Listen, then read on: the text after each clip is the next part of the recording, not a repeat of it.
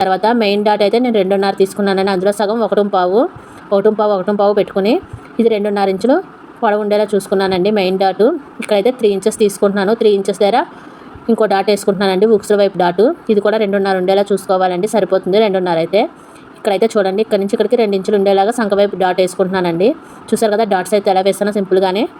ఇప్పుడైతే కటింగ్ చేసుకోవడమేనండి. అయితే మనకి బ్యాక్ నెక్ అయితే పెద్దగా కటింగ్ చేయక్కర్లేదు. ఫ్రంట్ నెక్ మనకి ఎంత కావాలో అంత పెట్టుకుని కటింగ్ చేసుకోవాలండి. అయితే కాలర్ నెక్ కటింగ్ చేయాలంటే మనం ఎప్పుడైనా ఫ్రంట్ పార్ట్ స్ట్రైట్ కట్ పెట్టి కటింగ్ చేసుకోవాలండి. అలాగే మనం కాలర్ నెక్ కటింగ్ చేయాలనుకుంటే మట్టికి మనకు కావాల్సిందల్లా ఫుల్ షోల్డర్ అయితే ఉండాలండి. ఫుల్ షోల్డర్ కంపల్సరీ అయితే ఉండాలి. మీరు ఎవరు బ్లౌజ్ అయితే కటింగ్ చేయాలనుకుంటున్నారో వాళ్ళ ఫుల్ షోల్డర్ అయితే తీసుకోవాలండి.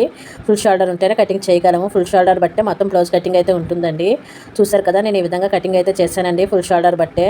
అయితే నా దగ్గర ఆది బ్లౌజ్ అయితే లేదు. ఆది బ్లౌజ్ లేకపోయినా నేను నా బ్లౌజే కాబట్టి నేను కటింగ్ చేసుకున్నానండి. మీ దగ్గర అయితే ఆది బ్లౌజ్ ఉందనుకోండి, మీరు ఒక షోల్డర్ తీసుకుని ఆది బ్లౌజ్ ప్రకారమే కటింగ్ చేసుకోవచ్చండి.